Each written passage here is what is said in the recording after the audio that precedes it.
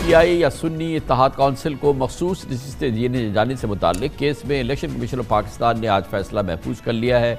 आज chief election commissioner की सरबराही में 5 रुकनी बेंच ने केस की समाअत की। दरअसल 8 फरवरी के इंतखाबात में इलेक्शन कमीशन और सुप्रीम कोर्ट के फैसले की बुनियाद पर पीटीआई से इंतखाबी निशान बल्ला छीन लिया गया था और पार्टी के उम्मीदवार मुख्तलिफ निशानात पर आज़ाद हैसियत में इंतखाब लड़ने पर मजबूर हो गए थे। इंतखाबी नताइज के बाद पीटीआई ने ख़वातीन और अक़लियतों की मखसूस नशिस्तों की जस्तजू में किसी छोटी सियासी जमात में शामिल होने का फैसला किया और उनके आज़ाद अरकान ने सुन्नी इत्तेहाद कौंसिल में शमूलियत इख्तियार की। आज पीटीआई के वकील बैरिस्टर अली ज़फ़र ने इलेक्शन कमीशन के सामने मौक़िफ़ इख्तियार किया कि कौमी असम्बली की तकरीबन 86 नशिस्तों पर कामयाब उम्मीदवारों ने सुन्नी इत्तेहाद कौंसिल में शमूलियत इख्तियार की है, जबकि सिंध में 9, पंजाब में 107 और KPK में 90 MPs हैं जिन्होंने सुन्नी इत्तेहाद कौंसिल में शमूलियत हासिल की है। अब पार्टी का हक़ है कि उसे मखसूस नशिस्तें दी जाएँ। दिलचस्प बात यह है कि सुन्नी इत्तेहाद कौंसिल की जानिब से किसी उम्मीदवार ने इंतखाबात में हिस्सा ही नहीं लिया। पार्टी सरबरा साहबजादा हामिद रज़ा ने खुद भी इंतखाबात में आज़ाद हैसियत में हिस्सा लिया और कौमी असम्बली के नशिस्त पर कामयाब रहे। बैरिस्टर अली ज़फ़र का कहना था कि माजी में तो इलेक्शन कमीशन के तकरीबन सारे ही फैसले पीटीआई के खिलाफ आए हैं, ताहम इस मामले पर आईन वाज़ेह है और उम्मीद है कि फ़ैसला हमारे हक़ में आएगा।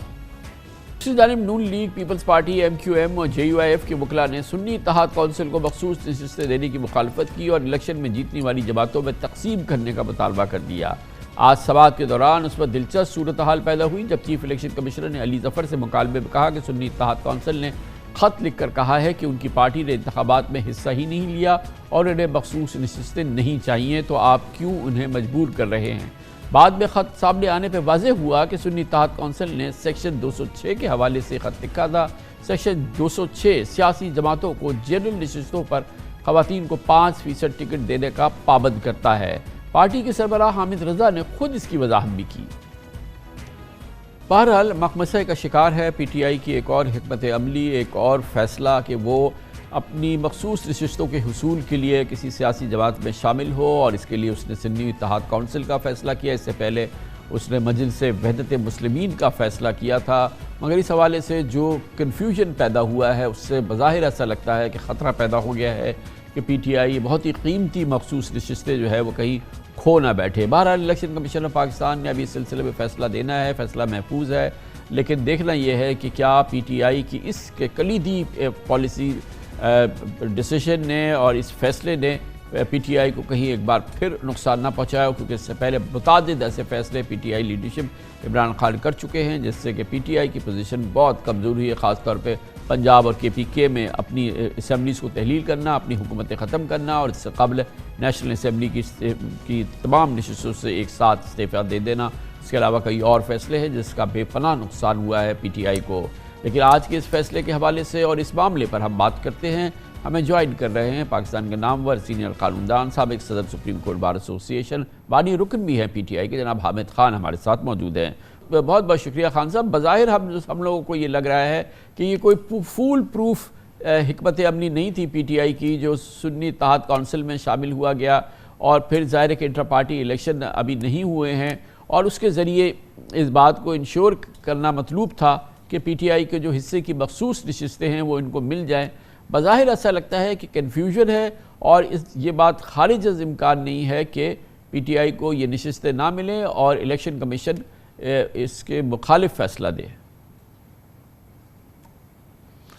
देखिए, जो इलेक्शन कमीशन का रवैया जा रहा है बहुत अरसे से, उससे तो जो आप फरमा रहे हैं उसकी तस्दीक होती है, लेकिन बहरहाल हमारे पास और कोई रास्ता नहीं सिवाय हम इलेक्शन कमीशन के पास जाके अपनी मारूज़ात पेश करते और उनको दलाइल देते कि आइन के तहत ये नशिस्तें हमें मिलनी चाहिए। जो ज़रूरत है जिसके तहत आपको मखसूस नशिस्तें मिलनी हैं वो ये है कि ये एक पॉलिटिकल पार्टी हो, रजिस्टर्ड हो इलेक्शन कमीशन के साथ और उसको इलेक्शन सिंबल मिला हुआ हो। ये 3 कंडीशंस पूरी होती हों तो फिर कोई वजह नहीं है कि अगर बाद में भी 3 दिन के अंदर, जो आइन ने इजाज़त दी है, 3 दिन के अंदर इलेक्शन नोटिफिकेशन के बाद अगर कोई आज़ाद उम्मीदवारान किसी पार्टी में शामिल होते हैं जो कि रजिस्टर्ड पार्टी है और जिसको सिंबल मिला है, तो उसके मुताबिक उसकी नशिस्तें ना मिले, कोई वजह नहीं है। लिहाजा SIC को अब उसके तनासब के मुताबिक जो है मखसूस नशिस्तें हर एक असम्बली में, नेशनल असम्बली में, सूबाई असम्बलियों में बिल्कुल मिलनी चाहिए। अगर ये ना किया जाए तो ये वाज़ेह तौर पे आइन की खिलाफ वर्जी होगी। तो खान साहब, इसमें एक और बड़ी पेचीदगी है और वो ये कि कल असम्बली का इजलास बुला लिया गया है। सदर पाकिस्तान ने जिनकी ये जिम्मेदारी है बुनियादी कि वो असम्बली का इजलास बुलाएं, इस इजलास के हवाले से उन्होंने कहा हाउस कम्प्लीटली है, उसको इस पर उन्होंने वो इतराज़ लगा के समरी वापस कर दी। अब प्राइम मिनिस्टर ने इजलास कॉल कर लिया है। अच्छा, हाउस उस लिहाज से कंप्लीट नहीं है कि ये रिजर्व सीट्स जो हैं ये अभी भी मामला तय नहीं है। तो कल के इजलास के हवाले से बताइए, क्योंकि कल तो स्पीकर का इलेक्शन हो जाएगा, डिप्टी स्पीकर का इलेक्शन हो जाएगा और माफ़ कीजिएगा परसों हो जाएगा, कल हल्फ हो जाएगा। तो उससे पहले अगर ये मसला तय नहीं होता तो फिर क्या होगा? देखिए ना, ये इजलास जो बुलाया गया, स्पीकर के पास ना कोई आइनी अथॉरिटी थी कि उसको कॉल करता, क्योंकि ये स्पीकर जो है ये पिछली असम्बली का स्पीकर है और उसका इलेक्टेड स्पीकर था। उसका सिर्फ काम जो अब रह गया है, क्योंकि स्पीकर का एक ऑफिस जो है उसको कंटिन्यू किया जाता है ताकि जब अगली दफ़ा इजलास कॉल किया जाए तो कोई तो चेयर करे उसको। लेकिन उस इजलास को कॉल करने का मजाज सिर्फ सदर था और सदर ने चूँकि नहीं कॉल किया और सही तौर पे नहीं कॉल किया, क्योंकि अभी नेशनल असम्बली मुकम्मल नहीं हुई है। अब फिर देखते हैं कि इलेक्शन कमीशन का क्या फ़ैसला आता है, वो अभी बाकी है।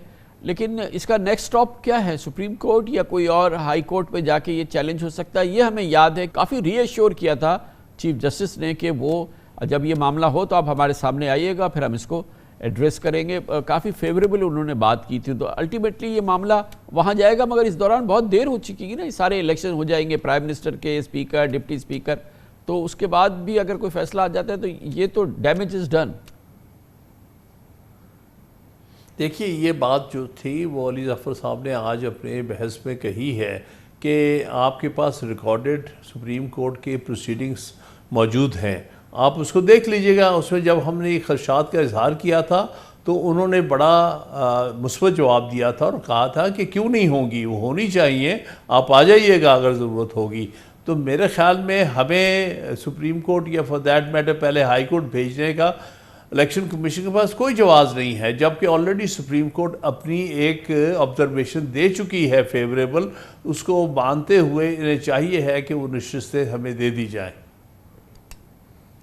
अच्छा, ये जो हिकमत अमली है, पार्टी की पॉलिसी है, क्या है, इसमें भी कन्फ्यूजन है ना। आजकल काफ़ी लोग जाते हैं, उनको एक्सेस है, खान साहब से मिल के आते हैं, वो अपनी अपनी पॉलिसी, अपनी अपनी काफ़ी कन्फ्लिक्टिंग व्यूज़ दे देते हैं। तो बहरहाल लीडरशिप लेवल पे कन्फ्यूजन है, मुझे लग रहा है। देखिए, क्योंकि चेयरमैन भी वाइस चेयरमैन भी वो दोनों ही इस वक्त जेल में हैं और वो अवेलेबल नहीं हैं। जो एक लिमिटेड अवेलेबिलिटी है वो भी कोई ऐसी नहीं है जिसमें सही माने मुशावरत हो सके।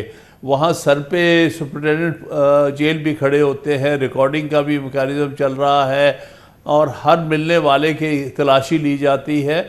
माहौल इतना ख़राब कर दिया है मौजूदा हुकूमत ने, और जिस तरह से उन्हें इमरान खान साहब को, जो कि नेशनल लीडर हैं, उनके साथ बर्ताव हो रहा है, और जिस तरह उन्हें अपनी पार्टी के लीडरशिप से जो है उसकी कंसल्टेशन की इजाज़त नहीं दी जा रही या उसके रास्ते में रुकावटें डाली जा रही हैं, उससे लामहला ये चीज़ें तो होनी थी। बड़ी नवाजिश, बहुत बहुत शुक्रिया जनाब हामिद खान हमारे साथ